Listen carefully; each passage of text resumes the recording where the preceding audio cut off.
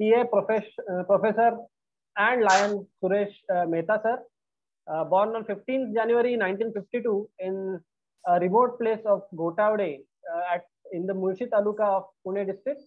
He completed his schooling education in the Mulshi Taluka, and then he came to Pune. He passed his BCom and BCom in year 1973 and CA intermediate and final examinations with All India merit in 1976 and 78 respectively. He passed his MCom examination in 1975 and became a fellow chartered accountant, degree of chartered accountant in 1978. He also passed IS audit examination by the institute in 2004 with 78% of marks, and in general he had a very meritorious career.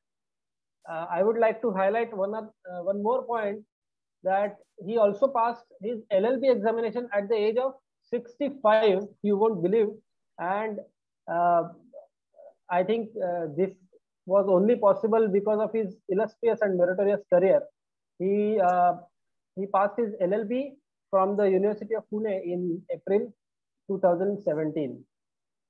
On the professional front, he is partner of Suresh K. Mehta and Company. He also has been a lecturer at Modern College of Commerce, Arts and Science since 1978 after his qualification, and also at Garware College of Commerce since 1986 for postgraduate and degree classes. He has been an examiner for reputed professional examinations along with all these academics. Various positions he has held as a chairman, Mehta Flitcons Private Limited. He was a director and ex-chairman of Shri Lakshmi Cooperative Bank, founder and president of Charitra Pratishthan, a social organization, expert director at Tulshibag Nagari Sahkari Pata Samstha, Pune. He has been a president of the Lions Club of Pune, Mukundnagar in 1987-88 and has been a chairman, International Convention of Shri Dashanema Gujarati Mehta Families. So that's on the social or position. He has contributed more than 365 articles of professional and social interest in various periodicals. He has delivered more than 300 lectures at various professional seminars and social functions at various places in and around Pune and Maharashtra, and also in Singapore. He has written 4 books on auditing, trust laws, consumer movement, and edited 3 books. He is also very much active in social engagements like blood donation camps and all. He has also been active in right to information, and he has conducted various programs relating to RTI. He has received numerous awards for his professional and social contributions and has traveled extensively in India and abroad. So I would like to once again welcome CA Suresh Mehta sir, and on behalf of all the Geeta Parivar, led by the able guidance of Mundada sir, Rajesh Agarwal sir, and we all know that Geeta Parivar is doing very well. I again welcome Mehta sir, and I request formally to start his session today. Thank you, sir. Correct, yes, sir. ऐकू येते? Yes, sir. Yes. ऐकू येते ना? Sir ऐकू आवाज आ रहा है? हाँ ठीक है.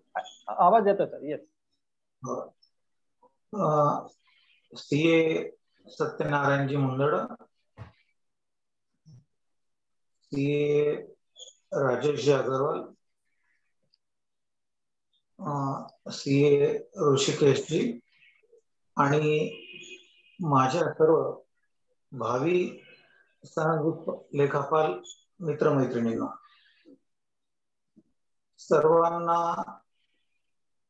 जय श्री कृष्ण. मी कुठेही जेव्हा बोलायला सुरुवात करतो तेव्हा सस्नेह जय श्री कृष्ण असं म्हणूनच करत असतो. माझ्याशी ज्यांनी ज्यांनी आतापर्यंत संभाषण केलेलं आहे त्यांना याची कल्पना असेल. आणि याचं कारण असं आहे की माझ्या स्वतःच्या मनावर योगेश्वर श्रीकृष्ण आणि आपली भगवद्गीता यांचा अतिशय मोठा असा प्रभाव आहे. आज गीता परिवारानं आपल्या भावी सनदी लेखापालांसाठी हे एक व्याख्यान आयोजित केले. बाकीची अशी अनेक व्याख्यान आयोजित करतात. तसं म्हणजे गीतेमधला जो निष्काम कर्मयोगाचा सिद्धांत आहे त्याची ही प्रचिती आहे. गीतेच्या दुसऱ्या अध्यायामध्ये 18 अध्यायांपैकी त्याचं सांगितलंय कर्मण्येवाधिकारस्ते मा फलेषु कदाचन.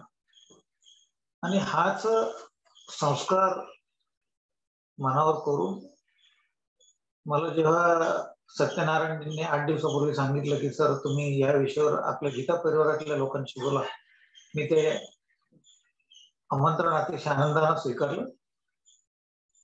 गीता परिवार हा एक असा परिवार आहे की जो सगळीकडचं प्रदूषित वातावरण शुद्ध करण्यासाठी आध्यात्मिक मार्गाने प्रयत्नशील आहे. आणि अशा प्रकारच्या परिवारामध्ये ज्या ठिकाणी गोपाल कृष्णाचं कृपाक्षेत्र आहे, भगवद्गीतेची छाया पडलेली आहे, अशा ठिकाणी आपण सर्वजण एकत्र आलेलो आहोत. हे एक अतिशय सुचिन्ह असं म्हणावं लागेल. आणि म्हणून सत्यनारायण जे असतील, राजेश जे असतील किंवा माझा परिचय करून मला खूप आनंद झाला की ते माझे विद्यार्थी आहेत.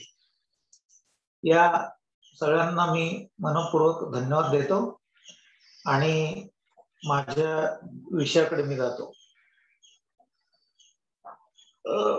मी प्रामुख्याने जरी मराठीमध्ये बोलणार असलो तरी तुम्हाला कुठल्याही प्रकारची जर शंका असेल तर तुम्ही मराठी, हिंदी, इंग्रजी आणि गुजराती या 4 पैकी कोणत्याही भाषेमध्ये मला प्रश्न विचारा. मी तुमच्या प्रश्नांची उत्तर द्यायचा जास्तीत जास्त प्रयत्न करेन. आपला आजचा विषय असा आहे की सीए ची परीक्षा उत्तीर्ण कशी करायची. मित्रांनो, तुम्हाला यासाठी माझ्या स्वतःच्या आयुष्यात झालेला सीएच्या परीक्षेमधला एक प्रसंग सांगतो. नोव्हेंबर 1975 मधला प्रसंग. हा प्रसंग मी का सांगणार आहे तर आपल्या सीएच्या परीक्षेबाबत विद्यार्थ्यांच्या मनामध्ये विनाकारण एक दडपण असतं, विनाकारण एक भीती असते की ही परीक्षा खूप कठीण आहे. काठिण्य पातळी वरची असते.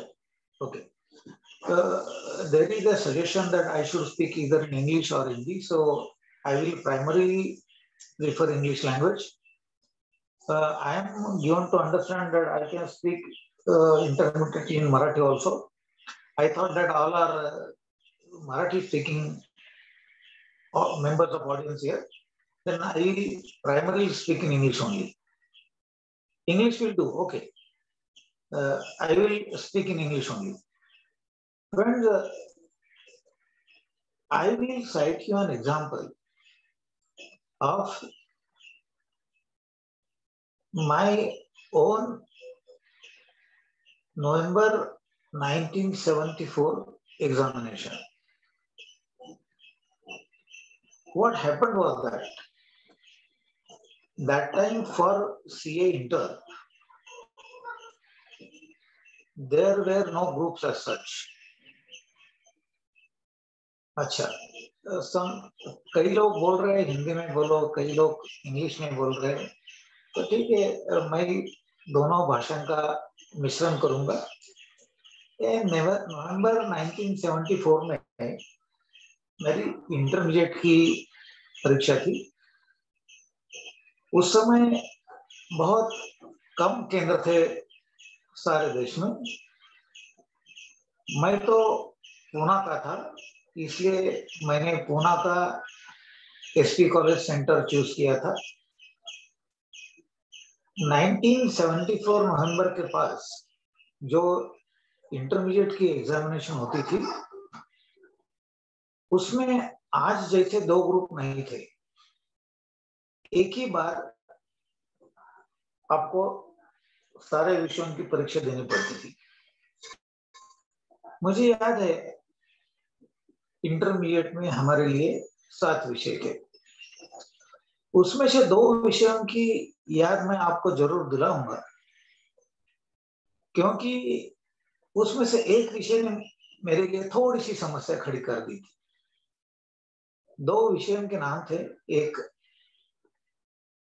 इंडस्ट्रियल एंड कमर्शियल लॉस और दूसरा पेपर था, उस समय मैनेजमेंट ऐसा पेपर नहीं था, उस पेपर का नाम था बिजनेस एडमिनिस्ट्रेशन। तो क्या हो गया था, now you are getting my voice clearly? Are you getting the voice clearly? Somebody said that noise was breaking. Okay, ठीक है। तो क्या हो गया था, I was to answer the question paper for commercial laws. Somebody is saying that my screen is invisible. I put my on. Okay, I will check up the audio.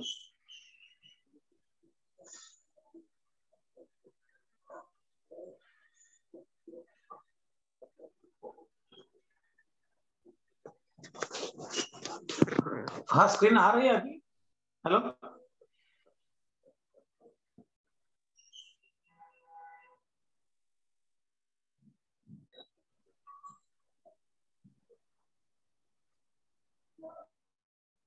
Hello, sir. I think you.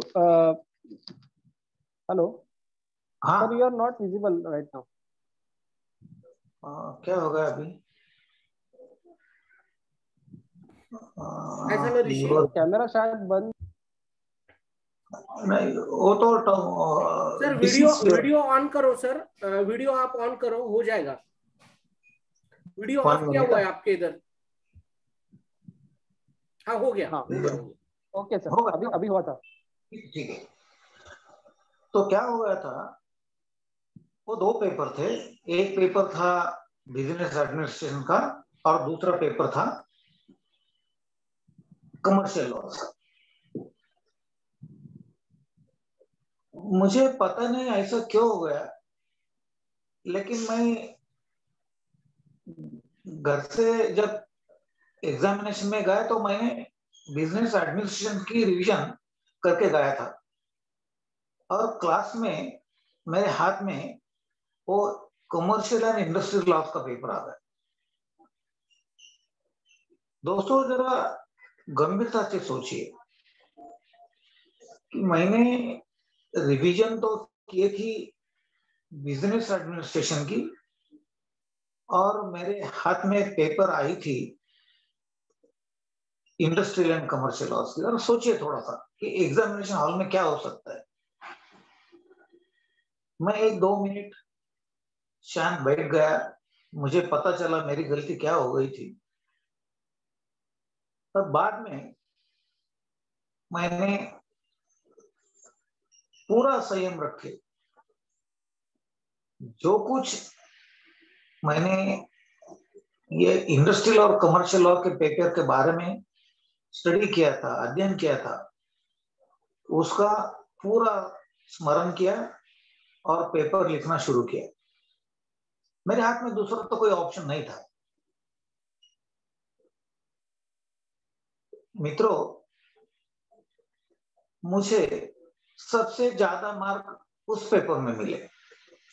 7 paper जो थे उसमें ये paper मैंने खाली 10 page लिखा था, लेकिन उसमें क्वालिटी थी।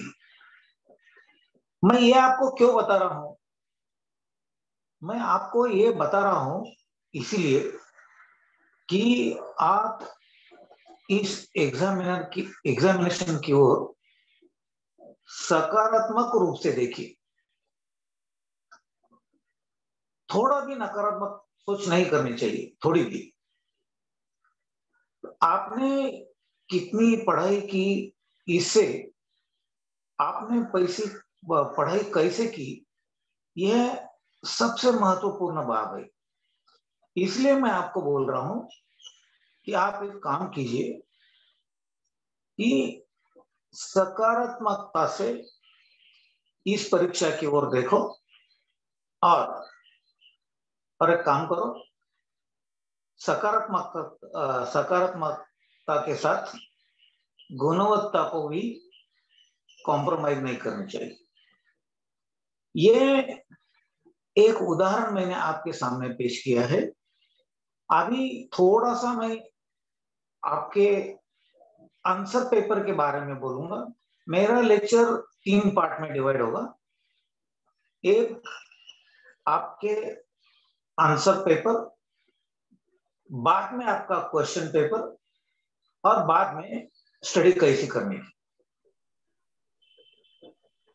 देखो, मेरा जो अनुभव है उससे मुझे पता चला है कि अगर आपको परीक्षा में सफलता प्राप्त करनी है तो अध्ययन के साथ आपकी आंसर पेपर की प्रेजेंटेशन भी बहुत अच्छी होनी चाहिए। इसलिए मैंने शुरू में आपके आंसर पेपर को छुआ है। आंसर पेपर, बाद में मैं क्वेश्चन पेपर जाऊंगा और बाद में मैं आपके स्टडी के पास जाऊंगा। ये तीनों स्टेप्स एक दूसरे से डायरेक्टली कनेक्टेड है। ये एक श्रृंखला है। Question paper, answer paper, question paper और बाद में आपका अध्ययन।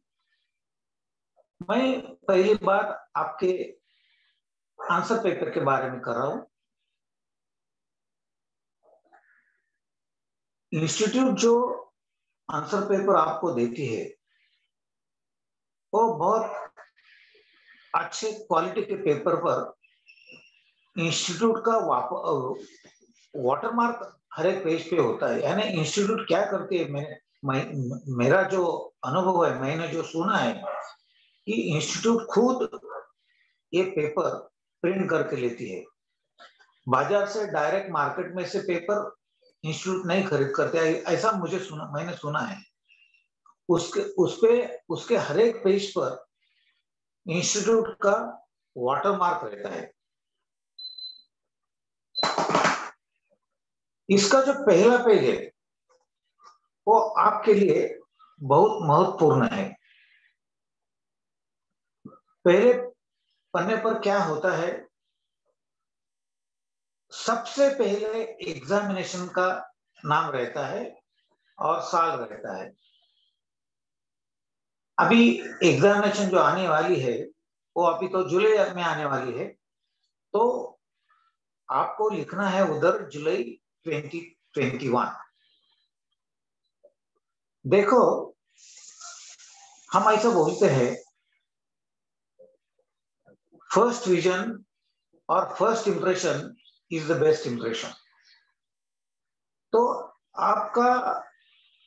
आपकी उत्तर पत्रिका जब एग्जामिनर के हाथ में आती है तो आपका प्रेजेंटेशन, आपका प्रदर्शन कैसा है, इसका बहुत गहरा प्रभाव उसके मन में पड़ता है। इसलिए आपके आंसर पेपर का प्रेजेंटेशन बहुत शास्त्र शुद्ध होना चाहिए। इसलिए मैं ये छोटे छोटे बातों के पास जा रहा हूं कि आप जब आंसर पेपर हाथ में लोगे तो उस पे ये बराबर लिखो, ये जुलाई 2021 की परीक्षा है। मेरे ख्याल से जो प्रिंटेड पेपर आते हैं उसमें मई और नवंबर लिखता है, क्योंकि ये तो साथ ये कभी सोचा नहीं था, ऐसी मुश्किलें हमारे समोर आ रही है। लेकिन हमेशा के लिए जो प्रिंटेड आंसर बुक रहते हैं उसमें मई और नवंबर लिखा होता है, लेकिन आपने ये लिखना चाहिए जुलाई 2021। उसके बाद क्या होता है, आपका सीट नंबर आता है। अभी आपका सीट नंबर जो आप लिखते हो और जो इंस्टीट्यूट एग्जामिनर को देती है उसमें फर्क होता है, उसका कोडिफिकेशन होता है, यानी आपकी आइडेंटिटी छिपाई जा सकती है। इसलिए आपके सीट नंबर के बारे में मैं ज्यादा कुछ नहीं बोलूंगा। तो शुरू में मैंने बोला एग्जामिनेशन का नाम बराबर लिखो पहले पेज पे, बाद में दूसरे या तीसरे लाइन पर विषय का नाम लिखना पड़ता है। देखो मित्रों, जो पहली बार जा रहे हैं उनके लिए मैं बोल रहा हूं और जो दूसरे बार जा रहे हैं उनके लिए ये स्मरण है कि आपको मालूम है कि इंस्टीट्यूट क्या करती है। आप जब आपके केंद्र पर आपके परीक्षा हॉल में जाते हो तो सामने वाले ग्रीन बोर्ड पे या ब्लैक बोर्ड पे विषय का नाम लिखा हुआ रहता है। इंस्टीट्यूट ने सब केंद्रों को ये सूचना दी है, हमेशा के लिए दी है, कि जिस विषय की उस दिन परीक्षा होने वाली है उसका नाम वो ब्लैक बोर्ड या ग्रीन बोर्ड पर लिखना है। आपके एडमिट कार्ड पे भी ये नाम होता है। ये छोटी बात मैं आपको क्यों बोल रहा हूं, मैंने आपको बोला first impression is last impression. मैंने देखा है इतना प्रयास उठा के भी कई विद्यार्थियों विषय का नाम गलत लिखते हैं। मैं आपको एक उदाहरण देना चाहता हूं। सीए फाइनल के लिए एक सब्जेक्ट है स्ट्रेटेजिक फाइनेंशियल मैनेजमेंट। तो कोई बच्चे क्या करते हैं, वे खाली लिखते हैं फाइनेंशियल मैनेजमेंट। आपको विषय का नाम बदलने का कुछ भी अधिकार नहीं है। तो आपको ये परिश्रम उठाना पड़ेगा कि खाली फाइनेंशियल मैनेजमेंट नहीं लिखने का, लेकिन आपको स्ट्रेटेजिक फाइनेंशियल मैनेजमेंट ही लिखने का है। यह इंप्रेशन एग्जामिनर के मन पर गहरा प्रभाव डालने वाला है। बाद में आता है सब्जेक्ट और एग्जामिनेशन के बाद आता है एक एक्सेल शीट जैसा एक प्रेजेंटेशन टेबल उधर आता है। उस टेबल में प्रश्न के क्रमांक दिए होते हैं, 1 2 3 4 5 ऐसे 10 12 तक होते हैं।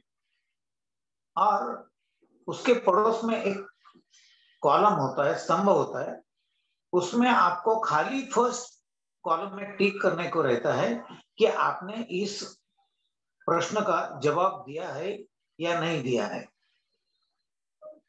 कई बच्चे क्या करते हैं, इसके साथ उसके आगे जो बाकी के स्तंभ कॉलम होते हैं उसमें भी मार्किंग करते हैं।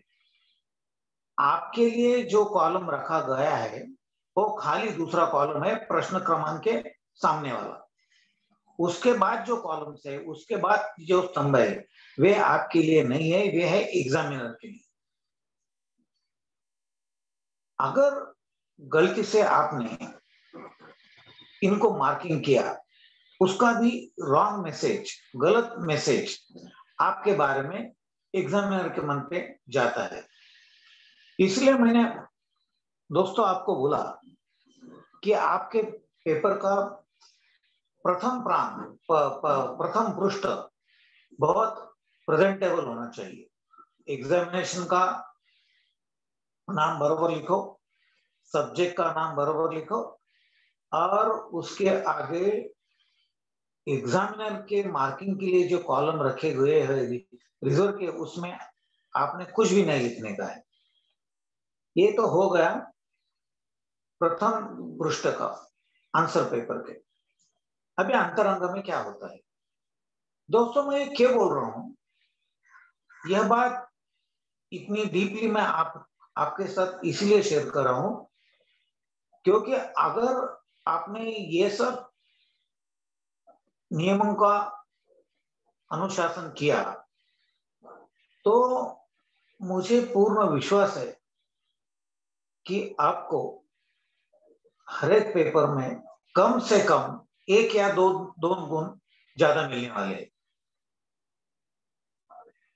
कम से कम 1 या 2 गुण आपको ज्यादा मिलने वाले on the basis of your presentation. 1 का प्रेजेंटेशन मैंने आपको बोला, अभी मैं अंतरंग में जा रहा हूं। आपकी एग्जामिनेशन में 2 तरह के विषय होते हैं। एक है प्रैक्टिकल के, जैसे अकाउंटेंसी है, कॉस्टिंग है, फाइनेंशियल मैनेजमेंट है, और दूसरे थियोरेटिकल होते हैं जैसा ऑडिटिंग और कंपनी लॉ। प्रैक्टिकल पेपर के बारे में आपको मैं एक सलाह दूंगा। प्रैक्टिकल यानी अकाउंटिंग हो, कॉस्टिंग हो, फाइनेंशियल मैनेजमेंट हो, कई बच्चे क्या करते हैं, उसमें एक लास्ट क्वेश्चन रहता है, question number 7, right short notes on any 2, 3, 4, 5। ये प्रश्न अगर आपको शुरू में लिखने का है तो एक काम करो, आंसर पेपर के 6, 7 पान शुरू में ब्लैंक छोड़ दो और 9वें 10वें पान पे इसको लिखना शुरू करो। अगर आपको लगता है कि थियोरेटिकल आंसर आप प्रैक्टिकल पेपर में ज्यादा अच्छा लिख सकते हो, तो एक काम करो, साइकोलॉजी का पार्ट है, शुरू के 8-10 पेजेस छोड़ दो, 10-11 पेज पे आप ये थियरी लिख दो। क्योंकि जब प्रैक्टिकल पेपर में जब हम थियरी पहले देखते हैं तो हमको साइकोलॉजिकल ऐसा लगता है कि इसने प्रैक्टिकल कुछ कम किया है। इसीलिए मैं आपको ये मेरी सलाह है। ये तो प्रैक्टिकल पेपर के बारे में हो गया। अभी हम थियरी की बात जाएंगे। थियरी में क्या होता है, कई प्रश्न में उप प्रश्न होते हैं या कई प्रश्न फुल होते हैं। यानी देखो कि क्वेश्चन नंबर 2 है, उसमें लिखा है कि describe the procedure for appointment of an auditor. ये भी कुछ नहीं है, मैं एक इमेजिनरी सवाल आपके सामने रख रहा हूं। यानी इसमें तो आपको कोई ए पार्ट बी पार्ट नहीं है। तो आपको क्या करने का है, प्रेजेंट आंसर कैसा लिखने का है। देखो क्वेश्चन क्या है, अपॉइंटमेंट ऑफ ऑडिटर। अभी मैं ऐसा मैं अज्यूम कर रहा हूं ये कंपनीज एक्ट के बारे में सवाल है, तो आपको शुरू में 1, 2, 3 लाइन में कंपनीज एक्ट का रेफरेंस देने का है, जिधर ये ऑडिटर्स का अपॉइंटमेंट का विषय है। आपको सवाल क्या पूछा है, procedure of an appointment of an auditor. Now the auditor is appointed in different circumstances. The first auditor normally appointed by the board, and subsequent appointed auditors are generally appointed by the annual general meeting. In an exceptional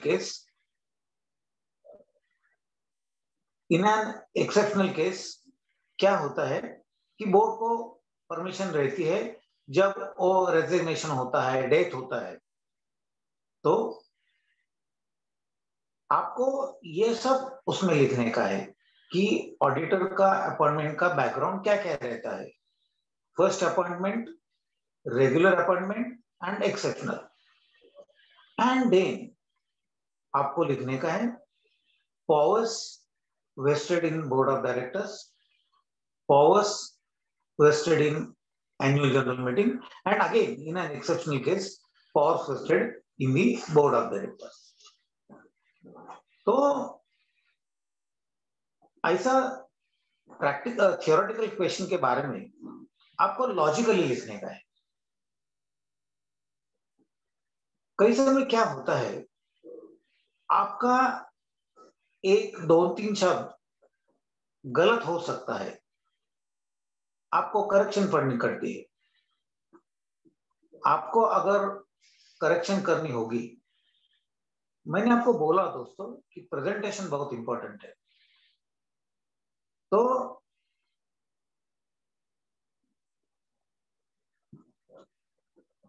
presentation में अगर आपके एक दो line में कुछ problem आ गया तो आप एक काम करो, आपने कोई काम करने का है, जो 2 शब्द 3 शब्द या लकीर गलत है उस पे रूलर से कट करने का है। आपको उसी के ऊपर ओवरराइट नहीं करने का। आपको क्या करने का है, ये पूरा लकीर रूलर से कट करने का है और बाद में उसको आगे लिखने का है। तो इससे क्या हो जाएगा, जो एग्जामिनर है उसको आपका आंसर पढ़ने में कुछ दिक्कत नहीं होगी और आपका प्रेजेंटेशन भी अच्छा होगा, प्रेजेंटेशन में कुछ प्रॉब्लम नहीं आएगा। इसीलिए प्रेजेंटेशन करते समय कम से कम ओवरराइटिंग करो। और दूसरा ये रहता है, पॉइंट्स जब आप लिखते हो तो हर एक पॉइंट के लिए अलग अलग परिचय लिखो। मैंने आपको अभी बोला कि अपॉइंटमेंट के 3 स्टेजेस है, first appointment, annual general appointment and exceptional appointment. शुरू में तो आपने इंट्रोडक्शन में लिखा है कि appointment of auditors companies act 3 different situations. तो आपको लिखने का है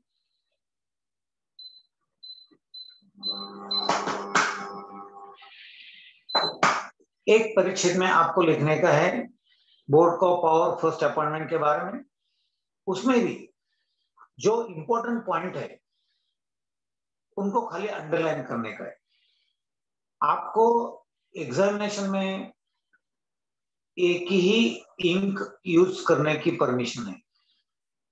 आप रेड ग्रीन ऐसा इंक यूज करोगे तो थोड़ी सी दिक्कतें आ सकती है। इसीलिए डार्क ब्लू या डार्क ब्लैक, इन दोनों इंक का ही आपको इस्तेमाल परीक्षा में करने का है और जो इंपॉर्टेंट पॉइंट्स है उसको अंडरलाइन करने का है। तो ये हो गया introduction, detailed discussion, important points के पीछे लकीर खींचने की और बाद में आपको कंक्लूजन में जाने का है और बोलने का है these are the provisions of the Companies Act so far as the appointment of an auditor is concerned in different situations। अगर आपका प्रेजेंटेशन ऐसा हो गया, लॉजिकल हो गया, स्टेप बाय स्टेप हो गया, ओवरराइटिंग उसमें कुछ भी नहीं है, और अगर एक्सेप्शनल केस में ओवरराइटिंग हो गया तो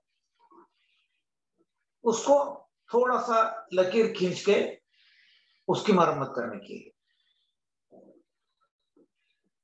मैंने आपको शुरू में बोला कि क्वेश्चन नंबर 3 में 3 उसमें ए और बी ऑप्शन नहीं है, खाली क्वेश्चन नंबर 3 था अपॉइंटमेंट ऑफ एन ऑडिटर। अभी मैंने देखा है क्वेश्चन पेपर कैसे होते हैं,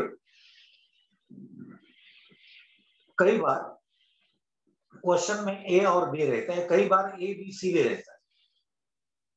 एग्जामिनेशन की में आपकी डिफिकल्टी ये हो सकती है कि आपको एक सवाल के ए का जवाब मालूम है लेकिन बी का मालूम नहीं है और सी का मालूम है।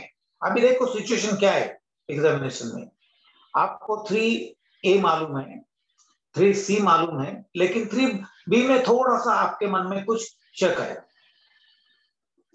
मेरा जो परीक्षा का अनुभव है उसके आधार पे मेरी आपको सलाह होगी कि आप 3A लिख डालो। आपको मालूम है कि अभी 3B लिखने का है। 3B के बारे में बोलने के पहले मैं आपको एक दूसरा पॉइंट क्लियर करना चाहता हूं। क्वेश्चन हो या सब क्वेश्चन हो, यानी खाली मैंने आपके शुरू में बोला कि appointment of auditor full question, there is no ABCD।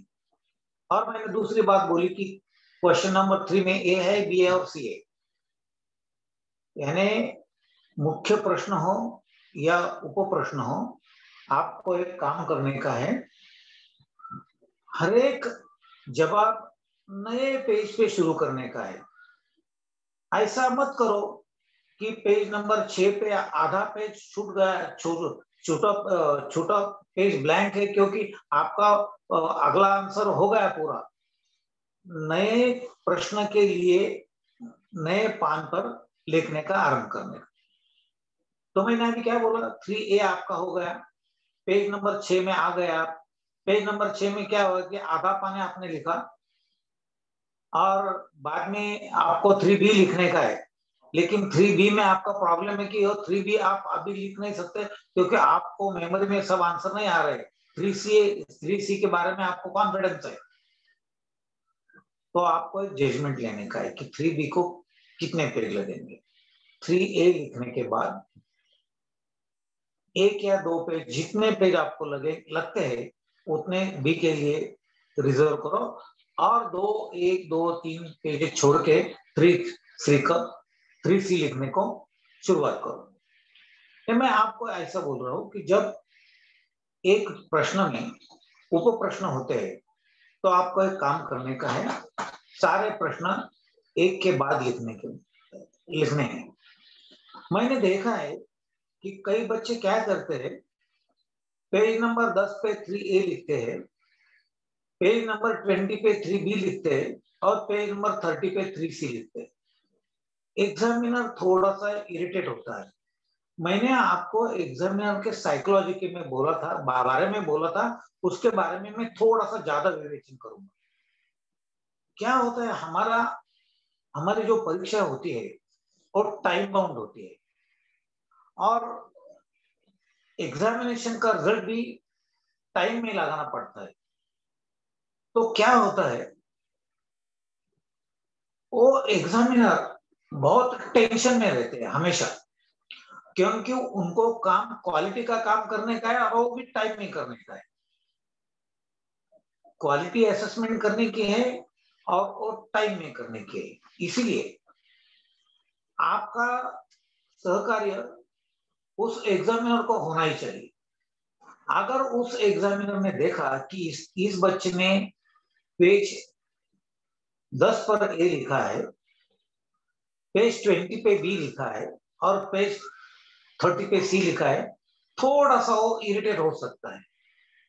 और अगर वो थोड़ा सा इरिटेट हो गया तो थोड़ा सा इफेक्ट आपके मार्किंग पे हो सकता है। ऐसा मेरा ये दावा नहीं है कि हर एक केस में ऐसे होगा, लेकिन थोड़ी सी उसके आप अगर उसकी मानसिकता का परीक्षण कर सकोगे तो मुझे ऐसा लगता है कि आप मुझसे सहमत हो गए कि ये छलांग मारने के बजाय एक A के बाद B के बाद C आपको लिखने का है। मेरा और एक अनुभव है, कई बच्चे बहुत स्मार्ट होते हैं, वे क्या करते हैं, उनको 3A आता है, 3B नहीं आता, लेकिन 4A आता नहीं है, 4B आता है। मेरी बात सुनो जरा, मैंने कई स्मार्ट बच्चे ऐसे देखे हैं। मैंने आपको एक सिचुएशन आपके सामने रखी है, उसको 3 उसको ये क्या है, 3A और B प्रश्न है, उसमें उसको 3A का सवाल मालूम है, B का मालूम नहीं है, यानी उसको थोड़ा शक है। 4 क्वेश्चन में भी A और B है, उसको 4A के बारे में डाउट है लेकिन 4B के बारे में कॉन्फिडेंस है। तो कई स्मार्ट बच्चे क्या करते हैं, ये 4B को 3B नंबर लगाते हैं और 3A और जो 3B सच्चा नहीं है, 4B है, उसको 3B करते हैं और 3A और 3B लिख देते हैं। दोस्तों, आपके एग्जामिनर बहुत प्रोफेशनल लोग रहते हैं उनका इंटेलेक्चुअल लेवल और मैच्योरिटी लेवल बहुत हाई रहता है। तो एग्जामिनेशन में आप ऐसा मत करो, दो प्रश्नों के उप प्रश्न एकत्र करके लिखा है, उसका नतीजा आपको मालूम है क्या होने वाला है। तो ये था आपके आंसर पेपर के प्रेजेंटेशन के बारे में। अभी मैं आ रहा हूं क्वेश्चन पेपर पे। क्वेश्चन पेपर के बारे में मेरी आपको ये सलाह होगी,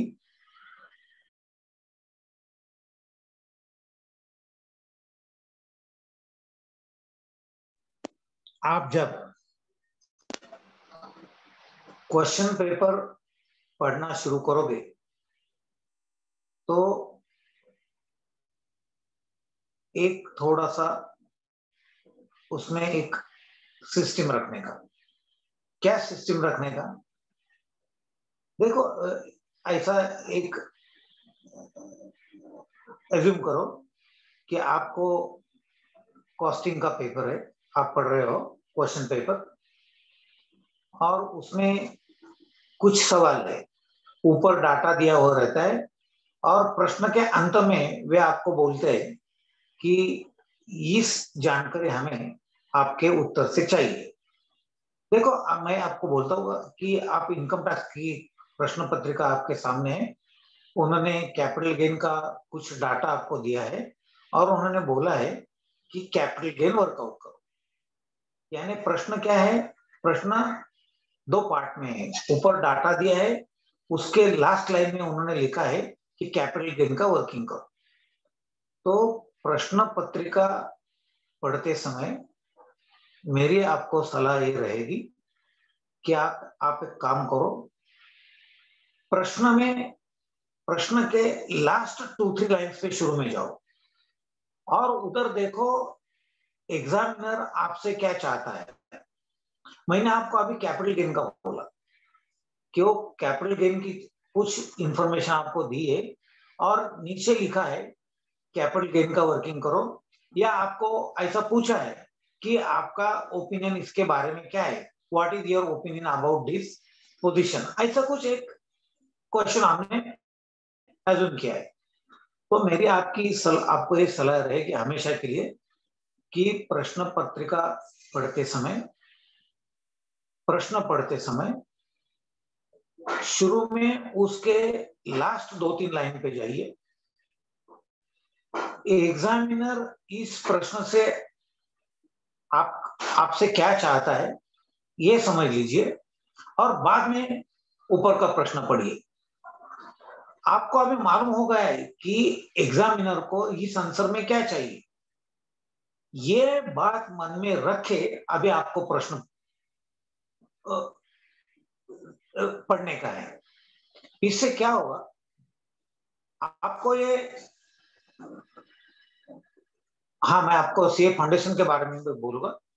तो आपके ये क्या पता चलेगा कि प्रश्न में जानकारी कौन सी दी है और एग्जामिनर को जवाब क्या चाहिए। यानी आप जब प्रश्न पत्रिका पढ़ोगे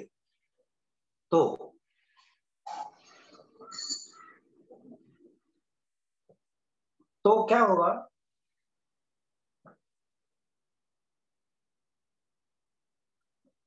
आपका जवाब तैयार होने लगेगा आपके मन में, और आपको उस समय एक और एक चीज आपको ख्याल में आएगी कि प्रश्न में इंफॉर्मेशन जानकारी क्या दी है,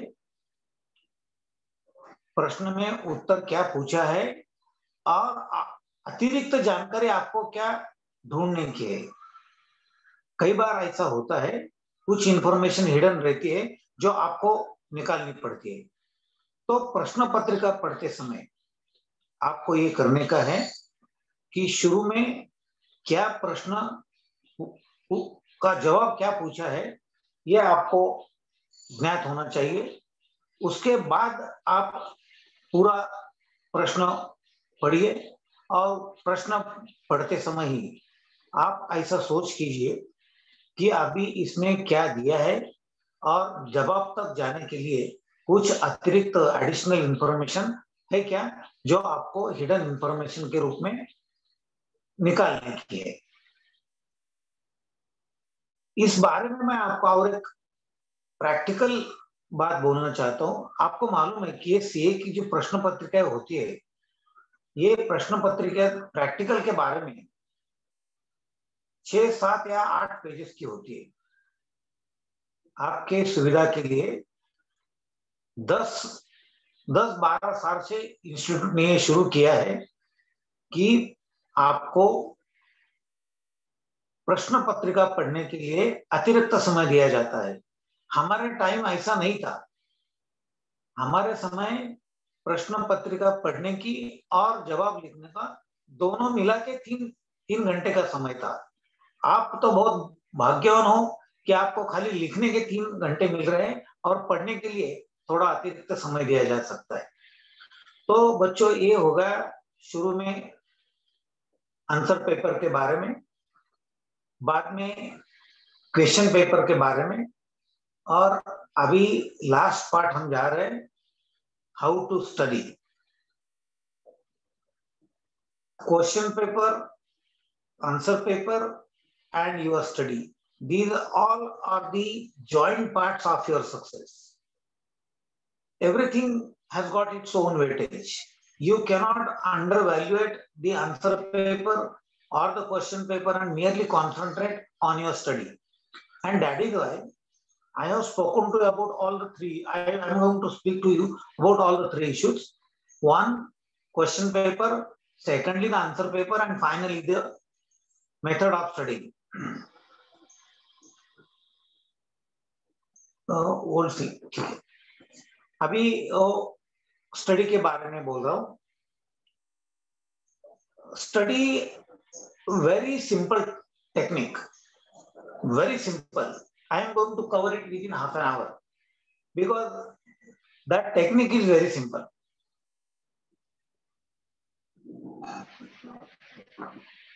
अभी एक इधर सवाल आया है, रिपीटर एग्जामिनेशन कैंडिडेट, उनके लिए मेरा तीसरा पार्ट चल रहा है अभी, स्टडी कैसा करने का।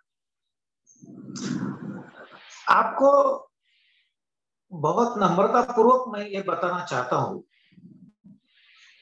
कि मेरे पास कई बच्चे आते हैं और बोलते हैं, सर मैंने 3 अटेम्प्ट दिए, 4 अटेम्प्ट दिए, लेकिन मेरा ऐसा हो रहा है।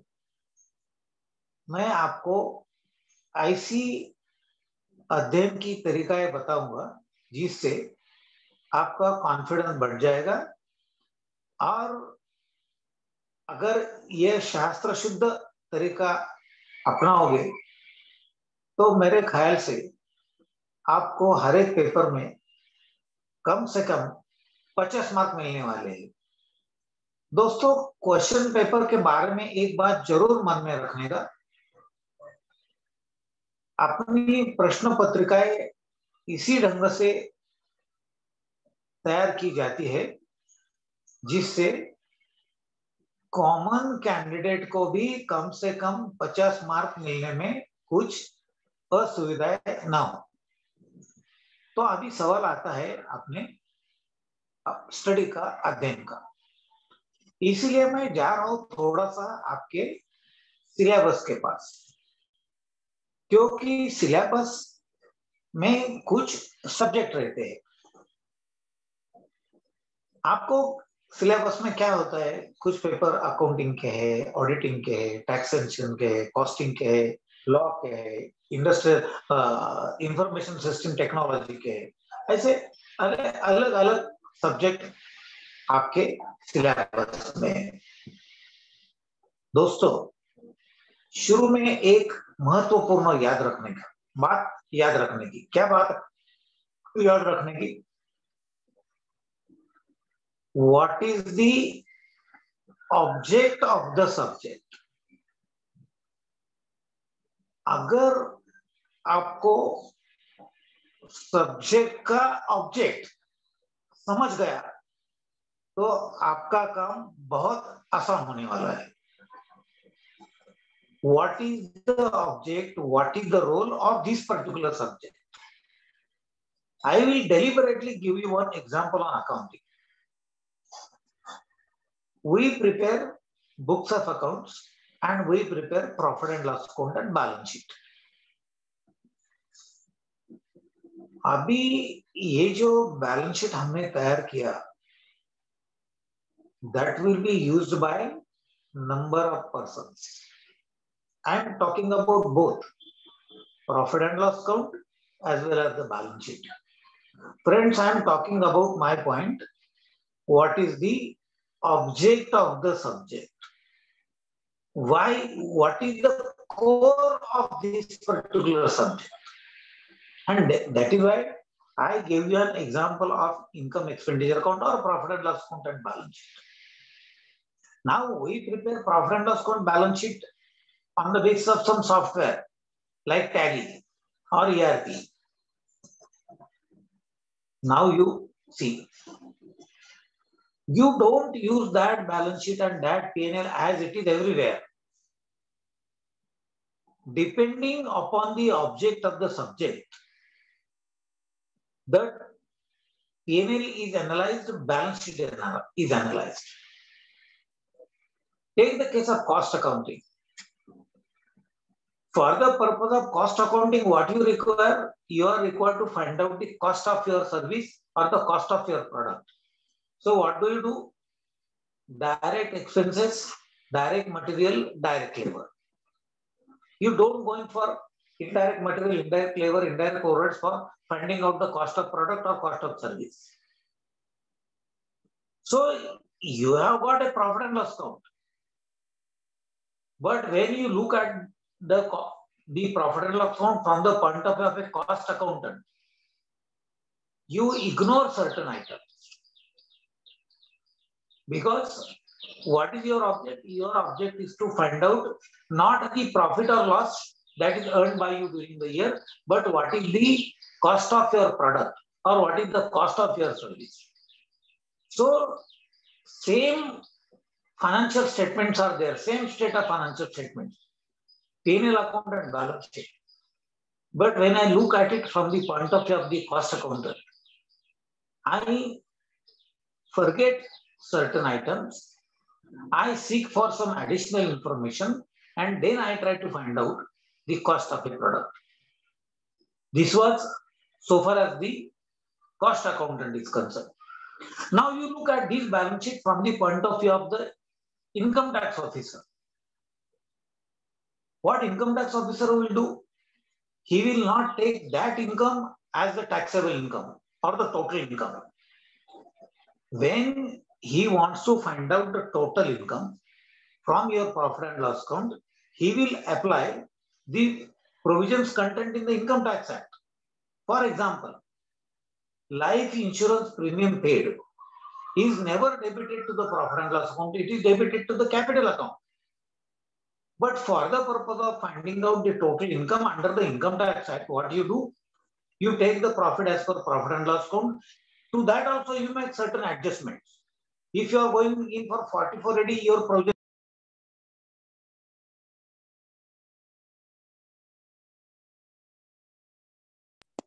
your process is different.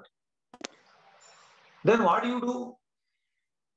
Whatever LIP you have paid, life insurance premium you have paid, you deduct it from that profit. I am not taking the full income tax return or the full statement of total income. I am giving you an example. Profit as per profit and loss account, adjusted in the light of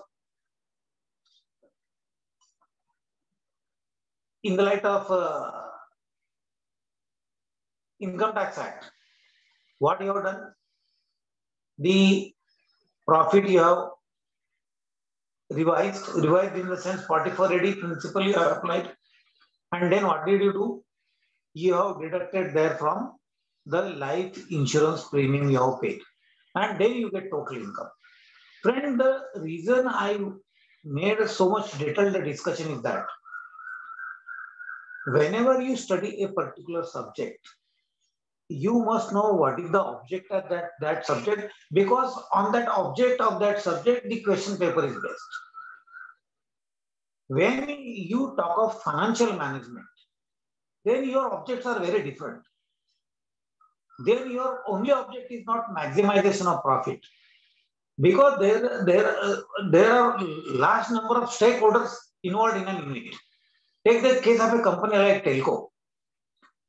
Only the Tata management is not only the stakeholder which is interested in the financial results of Telco or Tata Group. Government is interested because government wants to know how much excise duty will be paid by Tata Group, how much GST will be paid by Tata Group, how much income tax is contributed by the Tata Group. Employees are interested because they want to know whether they are paid fair remuneration as compared to the profit company is going to get. So again, financial management, the position is different.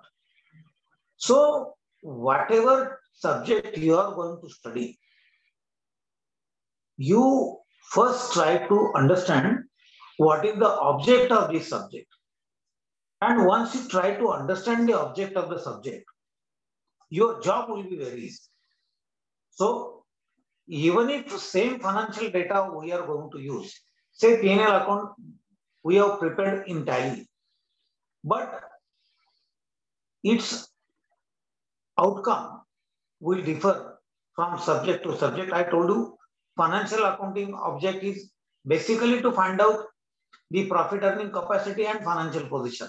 But financial management, totally other objects are in the mind. Cost accounting, totally other objects are in the mind. Income tax side, totally other objects are in the mind. So before you study further any subject, talk of the object of the subject. And in the light of the object of the subject, you try to study the subject. Now, next, whenever you want to study any subject, you must understand not only the object, but also the concept. Friends, if your conceptual framework is sound, you will not find any difficulty in answering any question. I am talking about the topic how to study. In that, I went to the core issue. What is the object of the subject? Because unless and until you know what role this subject is going to play, you will not be in a position to study that subject properly. And therefore, you must understand with what object this particular subject is there. And then I am coming to the concepts.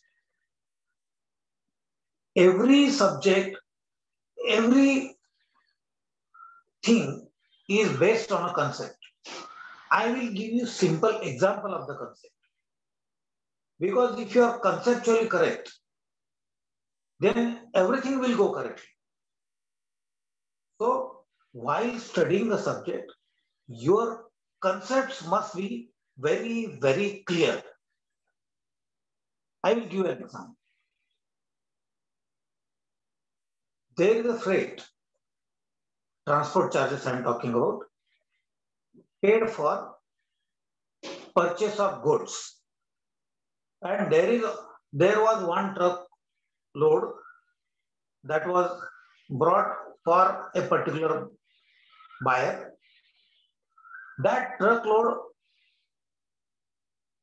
included two things: the goods that particular dealer wants to sell, and there was another machinery that was to be fitted in the office of that particular buyer. The freight for the truck is for two things: goods purchased and the machinery purchased. Friends, here the question comes of the concept.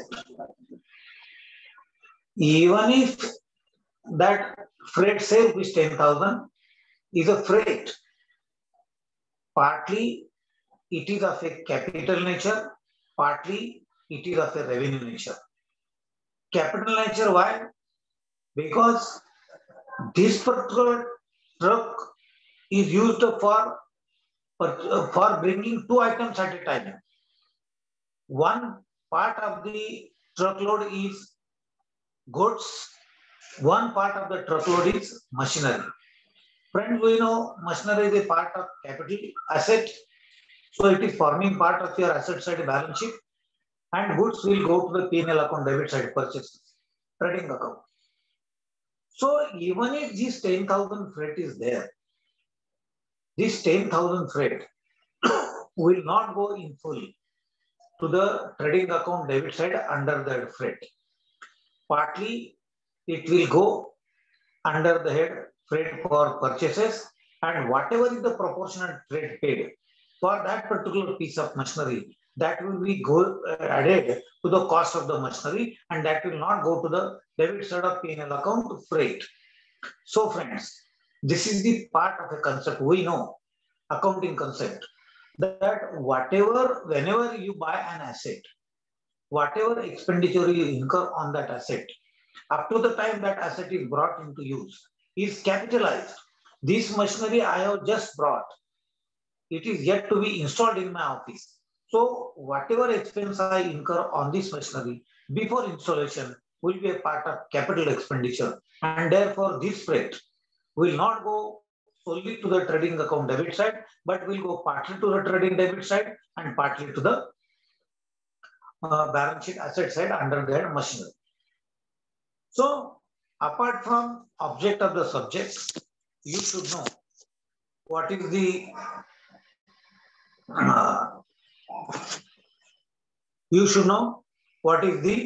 what are the different concepts in your subject. Whenever you want to study, I am talking about theory now. You take any topic. Suppose you are taking a topic of income from salaries in income tax, or income from house property in income tax. I would advise you one thing. You read that particular lesson by heart once. While you are reading that particular subject, underline the important points in pencil. One thing practically I would advise you. You are preparing for a professional examination.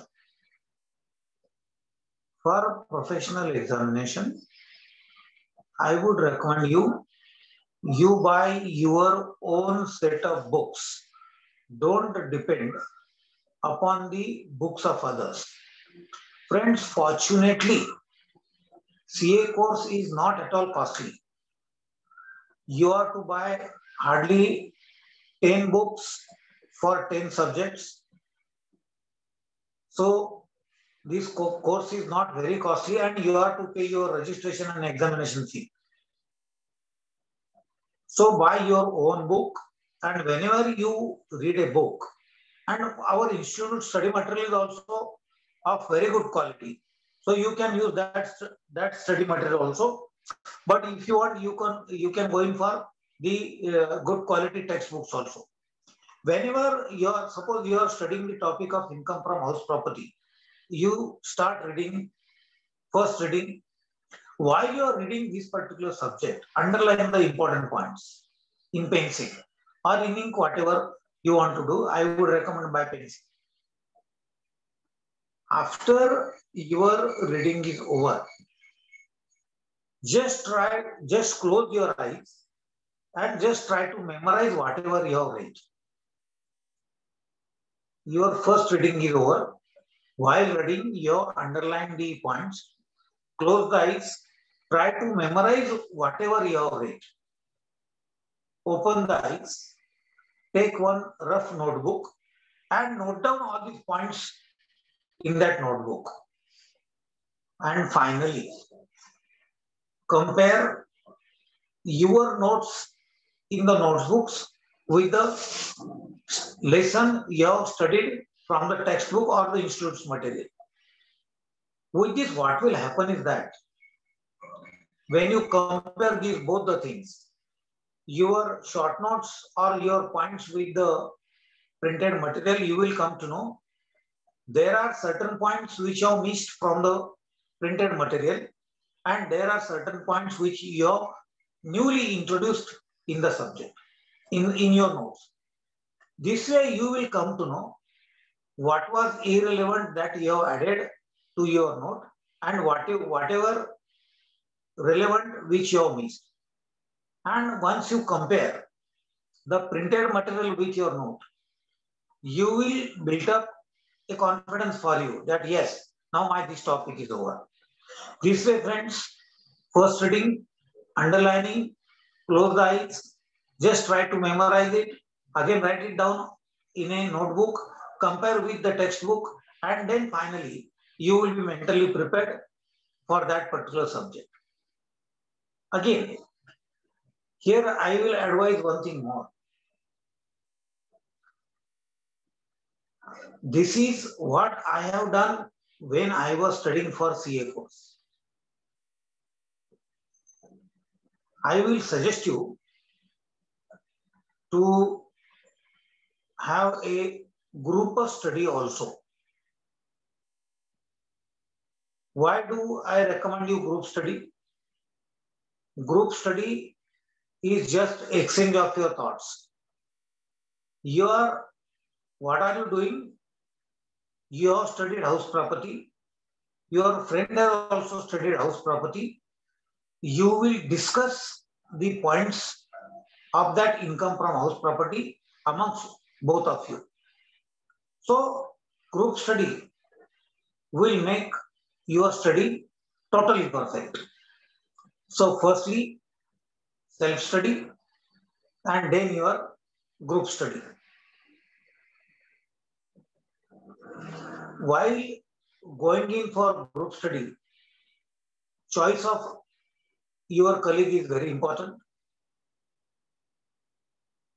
So be choosy while you are selecting a colleague for your group study. Make the understanding very clear. What he will do, what he will do, you will do. And then after your self-study, share the knowledge with each other.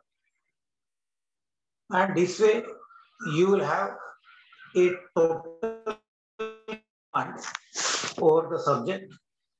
So friends, question paper, answer paper, self-study, and then group study. I think these are the enough steps you should take for the purpose of preparation for your studies. And I am very confident that if you go with these steps, you will come out with flying colors in the examination. I will add one thing more, and that is your language is also very important. Very recently, I have made a suggestion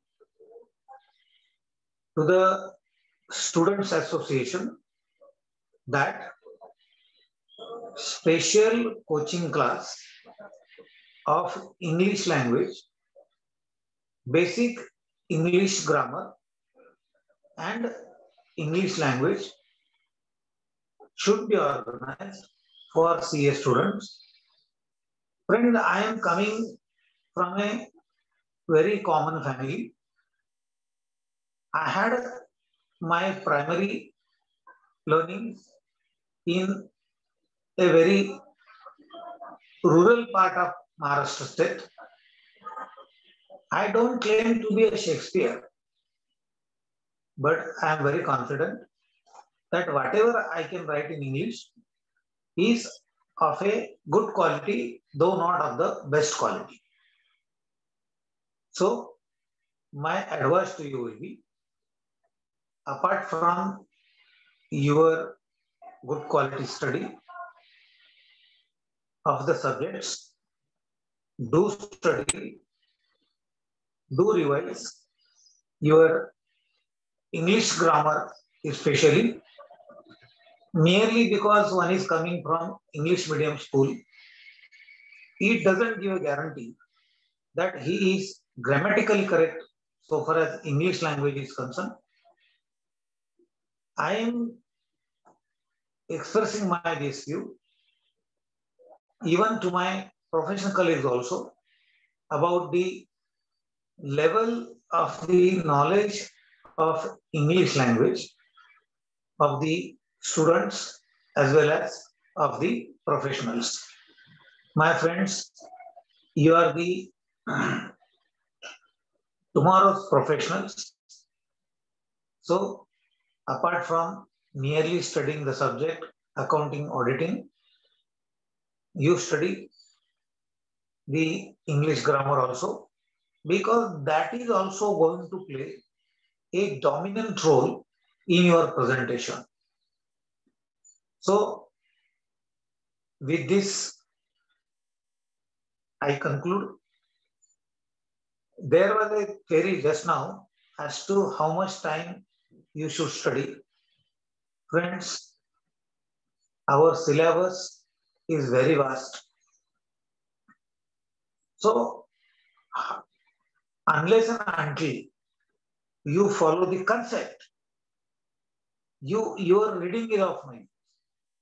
So my thrust will be try to understand, as I told you earlier, the object of the subject, the role of the subject is going to play. Then all the concepts in that particular topic. And once you have gone through thoroughly all the concepts, much time will not be required. So I will recommend you to invest your most valuable time initially in understanding the concepts and object of the subject, with your thorough understanding of the object for which this particular subject is introduced in the syllabus. And then, in the light of the object, trying to understand the concept of the subject, you will have nothing but a command on the subject. I will give you one simple example of the concept. Two simple examples of the concepts. One is from Income Tax Act, another is from Wealth Tax Act. In the Income Tax Act, there is one topic called as income from capital gains.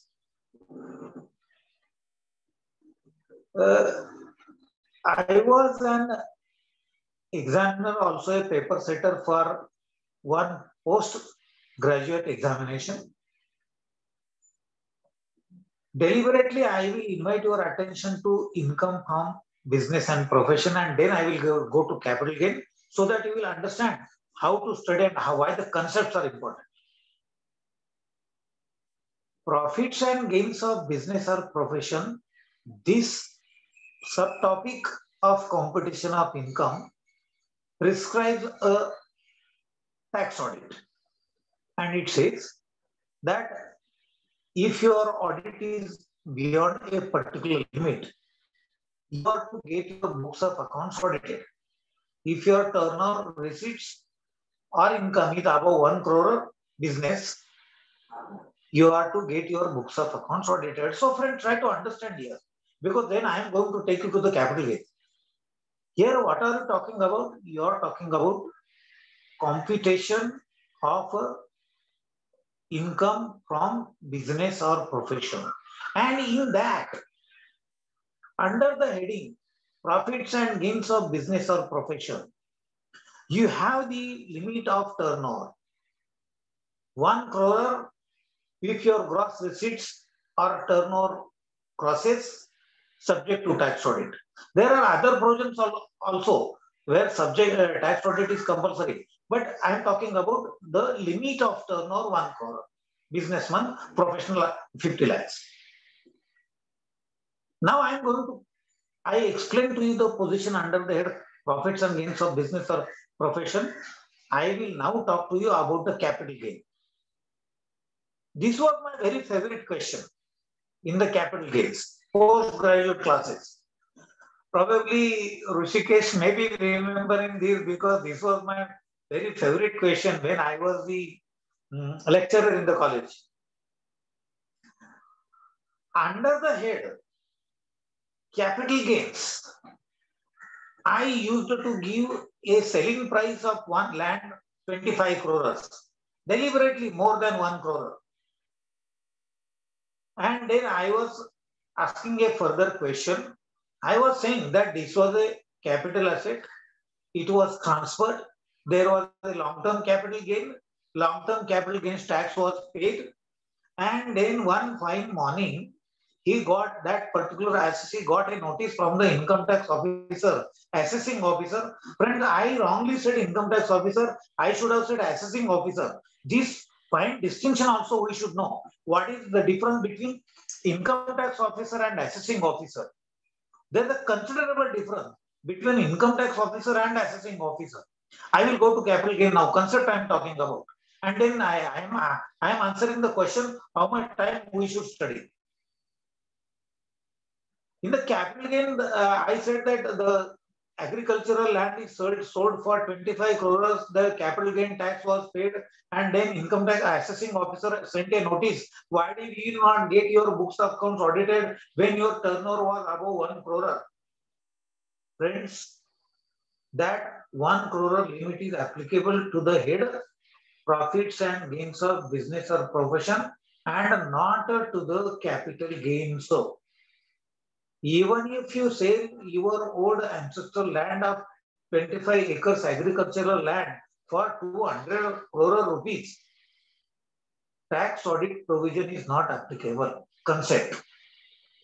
Because I am studying the capital gain. Capital gain, this head of income does not at all talk about tax audit, amount of turnover. It only talks about cost of acquisition, cost of improvement, if it is a long-term capital asset, indexed cost of acquisition, and then consideration, and then long-term capital gain. That's all. Capital gain doesn't talk about the limit of turnover. And then my question in the examination was, what answer will you give to the assessing officer in such a case? This question was of 5 lines. Answer was carrying 8 marks, and my answer was only 4 to 5 lines. That section 14, there are 5 heads of income. Out of those 5, one is capital gains. Capital gains provision doesn't talk about the limit of turnover. Therefore, as there is no concept of limit of turnover, there is no ceiling, minimum, maximum, so far as the turnover is concerned, and therefore there is no 44 audit is applicable is to the capital gain, and therefore the notice issued by the assessing officer is wrong and to be thrown away in garbage box. For writing these 5 lines, you are getting 5 marks. So this is the concept. And once you know the concept, you are not required to revise it again and again. Yes, revision is necessary, no doubt about that, because our memory is very short. So friend, I will advise you, concentrate on concept of each subject, each topic in each subject. I will go to the concept deliberately of the process costing. In process costing, what happens? Material process from process A to B, B to C, C to D. Input of A is there. A is the starting point. Then there is some output. Output of A is input of B. Output of B is input of C. This process cycle you must understand. There was one 4-line question carrying 12 marks. One simple question was there. In each process, there is a loss of 20%, and there are three stages up to the time the raw material process to the finished level. Then they gave the output and they asked the question, how much must be the input. Friend, logic here is raw material introduced in process A is 100. Each stage there the process was 20%. So my output of process A is 100 minus 20, that is 80. Output of process A is input of B. So my input for B is not 100 but 80. So on 80, 20% I have to calculate. That is 16% will be the process loss, and my output of process B will be 64. That process B output is 64. That is input for process A is 64. And on this 64, you have to compute 20%. That is 12.8. You cannot calculate 20 into 3 stages 60%. A 20, B 20, C 20. No. You have not understood the process, the concept of process costing. So what is important is not how much time you have studied, how many books you have read, but the quality. And quality, when I mean, what I mean by the term quality, firstly, you must know the object area of your subject, then the concepts in the subject. These concepts must be followed by your group study, and group study again by a regular revision. And with this, there will be minimum 50% for each subject. I am not saying average. I am saying for each subject 50%. Friends, not as a matter of self-estimation, but as a matter of confidence. I would like to tell you one thing. When I appeared for my November 1974, 1975 and 76 examination, I appeared only once for inter, once for final. I gave all the papers at one sitting, and in both the examinations, I was in national merit. That time, one thing before I talk more, one thing more. Whenever you come out from the examination hall, don't discuss with your friends how are the paper, because he has got his own views, you have got your own views, and then you got confused. You get confused, and then you are likely to lose your confidence. So don't discuss anything about the answer paper, question paper with your friend from while you come out of the examination hall. Just say goodbye to him. Just say best wishes to him for the tomorrow's paper. Come home and start studying again for the next paper. This is a very practical advice, friend, I am giving you. Because the moment he gives you some other answer which is different from your answer, which may be your answer may be correct, and his answer may be little incorrect, but that will lose your confidence a day before your other paper. So please don't discuss anything with your friend when you come out of the examination hall. Go home, sit quietly, and revise the study you have made for the other paper. I was talking about my experience in the CA examinations. Even today also, I have got those two papers with me. I passed out 76, 78. 40, more than 40 years have passed that these two old memory papers are with me. I have taken out a Excel sheet, that time manual, that time we were not having the computers. So no Word, no Excel, nothing, no software. We were knowing only one thing, that there is one machine called as computer. But we were not at all acquainted with computer that time. I have prepared one manual statement in my handwriting, how much will be my score in the examination. Friends, I tell you with full sense of pride, whatever I estimated, my result was just near to that only. This is because I followed a very simple systematic technique. Object of the subject, then all the concepts thoroughly understood, and then application of these concepts to the practical position. Group study, ours was a group of 4 or 5 friends. Fortunately, accidentally, this is a group of Gita Parivar. In Pune, we had one hostel called as the Lavati Hostel in Shivaji Nagar area. that Shivajinagar area model colony, that hostel is there. We 4-5 friends were meeting there for the whole day. We enjoyed our studies jointly together. Daytime, we were studying jointly. At night time, we were studying at our home. But self-study plus joint study gave all of us a very good result. And that is why I thought that let me share all these my experiences with you. I wish all of you a very bright future as my very sincere professional colleagues. Your responsibilities as our professionals are very heavy. I wish you a grand success in those your professional responsibilities also. Thank you very much. I will give you my mobile number 9890 178548. 9890178548. Yes, Rajesh ji has put my number for your information. Really, sir, I also thanks.